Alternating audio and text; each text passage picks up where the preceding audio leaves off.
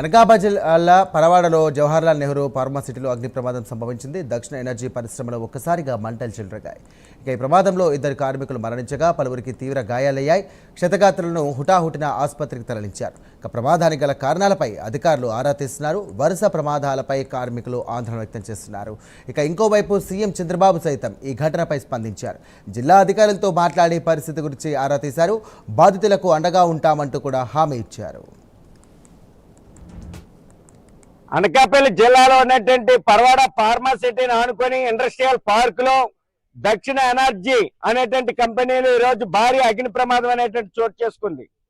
ఒక ఆయిల్ తయారీ చేస్తున్న సందర్భంలో ఈ ప్రమాదం అనేటువంటి తెల్లవారు 5:30 ప్రాంతంలో ఈ ప్రమాదం చోటు చేసుకుంది. 2 కార్మికులు అక్కడికక్కడే సజీవ దహనమయ్యారు. మరోవైపు భారీ ఎత్తున అగ్ని ప్రమాదం అనేటువంటి భారీ ఎత్తున ఎగిసిపడ్డ మంటలతో విషవాయువులు విడుదలయ్యాయి. ఈ ప్రమాదంలో తీవ్రమైనటువంటి అగ్ని ప్రమాదంతో పాటు వాయువులు విడుదలవడంతో ప్రజలు ఉక్కిరిబిక్కిరయ్యారు. ఈ ప్రాంతంలో ఈ అగ్ని ప్రమాదం మీద సమగ్రమైన దర్యాప్తు చేయండి. భద్రతా ప్రమాణాలు అనేటువంటిది దక్షిణ ఎనర్జీ అనేటువంటి కంపెనీలో పాటించడం లేదు. అరిచేతుల ప్రయాణాలు పెట్టుకుని క్షణం కార్మికులు భయాందోళన విధులు నిర్వహిస్తున్నారు. సేఫ్టీ ఆడిట్ నిర్వహించండి. భద్రతా ఆడిట్ నిర్వహించకపోవడం వల్ల ఈ రకమైనటువంటి ప్రమాదాలు చోటు చేసుకుంటున్నాయి. అందుకని ఇప్పటికైనా సమగ్రమైన దర్యాప్తుకి జిల్లా కలెక్టర్ ఆదేశించాలని సిఐటియు డిమాండ్ చేస్తా ఉంది. మాకు ఈరోజు మార్నింగ్ 5:50 గంటలకు మాకు కాల్ వచ్చింది సార్. కాల్ వచ్చిన వెంటనే మా యొక్క అనకాపల్లి నుంచి 2 వాహనాలు టర్న్అవుట్ చేయడం జరిగింది. అదేవిధంగా ఇక్కడ రామ్కి ఉన్న వాహనాలకు కూడా మెసేజ్ ఇస్తే వెంటనే వాళ్ళు కూడా రావడం జరిగింది సార్. మేము వచ్చేసరికి మంటలు అయితే వ్యాపించి ఉన్నాయి. అప్పటికే మంటలు మొత్తాన్ని అదుపు చేయడం జరిగింది సార్. అదే దానిలో గ్యాస్ ఇప్పుడు బయటకు వచ్చింది. గ్యాస్ కూడా మేము ఆ గ్యాస్ ద్వారా వచ్చే పైన కూడా పూర్తిగా కంట్రోల్ చేయడం జరిగింది సార్. అయితే ఇది మాకు 5:50 నిమిషాలకు వచ్చింది సార్. దానికి ముందే జస్ట్ ఈ ప్రమాదం జరిగి ఉంటుంది. ఎందుకంటే ఫ్లాష్ ఫైర్ లాగా వచ్చింది కాబట్టి దానికి ముందే జస్ట్ ప్రమాదం జరిగి ఉంటుందని చెప్పి మేము అనుకుంటున్నాం సార్. ఫైర్ అయితే ప్రస్తుతానికి టోటల్ కంప్లీట్ అయిపోయింది. ఆ ప్రమాదంలో 2 చనిపోవడం జరిగింది సార్. ఈ ప్రమాదంలో 2 వ్యక్తులు ఉన్నారు సార్ డ్యూటీ షిఫ్ట్ లో. నైట్ షిఫ్ట్ లో యాక్చువల్ గా వచ్చిన సూపర్వైజర్ ని క్లియర్ కనుక్కోవడం జరిగింది సార్.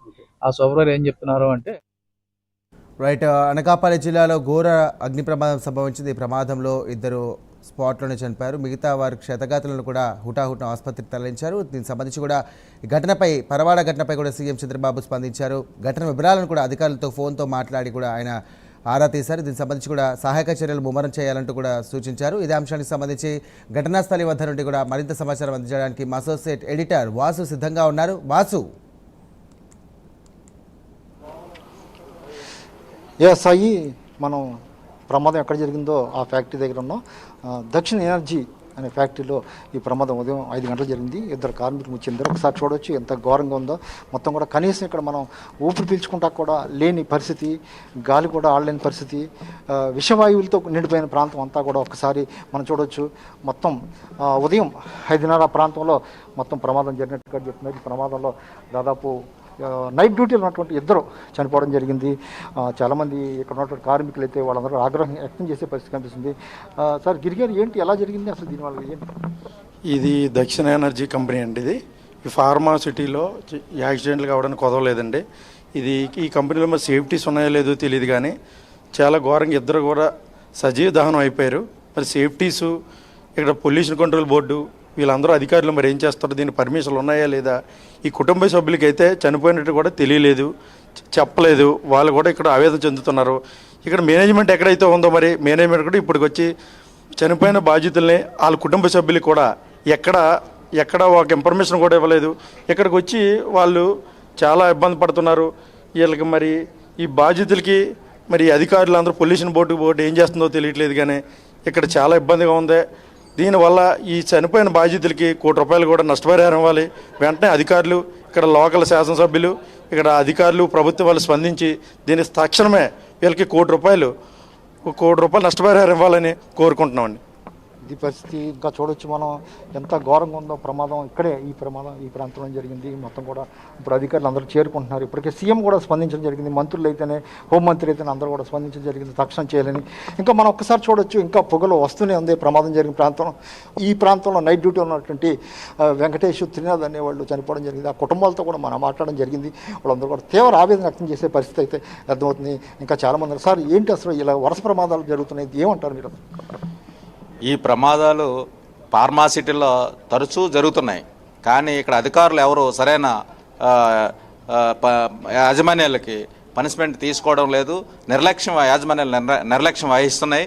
కాబట్టి ఇటు అధికారులు పూర్తిగా ఒక సమగ్రమైన విచారణ చేపట్టి ఏదైతే ఇక్కడ ప్రమాదాలు జరుగుతున్నాయో దాని మీద కంపల్సరీగా యాక్షన్ తీసుకుంటే ఇటువంటి ప్రమాదాలు జరగకుండా ఉంటాయని చెప్పేసి యాజమాన్యాలు కూడా వీటి మీద ఒక సేఫ్టీ కానీ లేకపోతే ఇటువంటివన్నీ కరెక్ట్గా మెయింటైన్ చేసి పని చేయించుకుంటారు. కానీ పనిచేస్తున్న వాళ్ళందరూ వర్కర్స్ని డబుల్ డ్యూటీ చేయించుకోవడం, 8 గంటలు చేయించవలసిన 16 గంటలు పని చేయించుకోవడం, ఇటువంటి హెరాస్మెంట్ వల్ల కూడా ప్రమాదాలు జరుగుతూ ఉంటున్నాయి.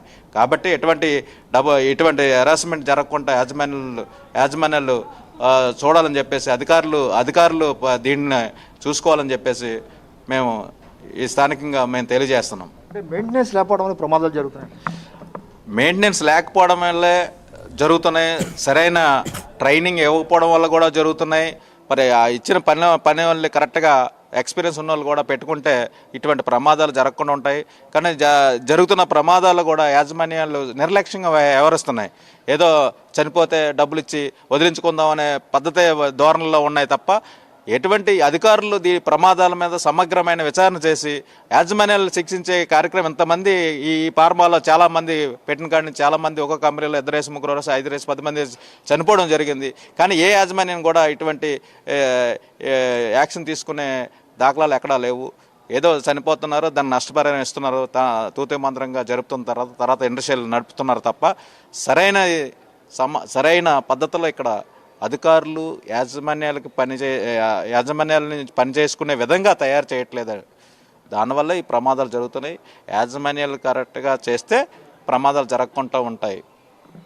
ఇది పరిస్థితి ఒకసారి చూడొచ్చు. సాయి మనం ప్రమాదం జరిగిన ప్రాంతం ఒకసారి చూడొచ్చు. మనం అంతా కూడా ఎంత దారుణంగా ఉందో మొత్తం కూడా ఇటువంటి ప్రమాదాల వల్ల మొత్తం కార్మికులు బలైపోయే పరిస్థితి కనపడుతుంది.